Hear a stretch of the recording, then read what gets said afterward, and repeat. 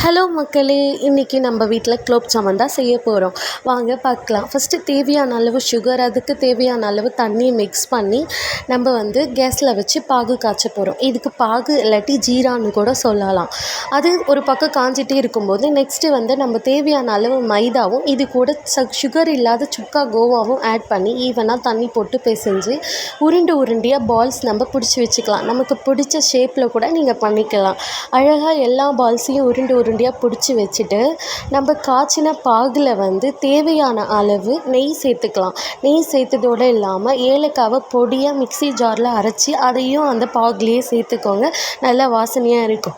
சேர்த்த பிறகு பாகு காய்ச்சி முடிஞ்சிருக்கும். நெக்ஸ்ட்டு நம்ம உருண்டை பிடிச்சி வச்சுருந்தோம்ல, அதை பொரிக்கணும். ஃபஸ்ட்டு ஒரு உருண்டையை போட்டு நல்லா எண்ணெய் காஞ்சிருக்கான்னு செக் பண்ணிட்ட பிறகு எல்லா உருண்டையும் போட்டு அழகாக ப்ரௌனிஷாக பொரிச்சு எடுக்கணும். இப்போ வீடியோவில் தெரியுதுல்ல, அது போல் பொரித்து அழகாக அதெல்லாம் எடுத்து நம்ம காய்ச்சி வச்சுருந்த பாகில் போட்டு 4 to 6 hours நல்லா ஊறினதுக்கப்புறம் எடுத்து சாப்பிட்டு பார்த்தீங்கன்னா சுவையான குலோப் ஜாமுன் ரெடி. உங்கள் வீட்டிலே இந்த மாதிரி செஞ்சு ட்ரை பண்ணி பாருங்கள். எப்படி இருக்குன்னு கமெண்ட்ஸில் சொல்லுங்கள்.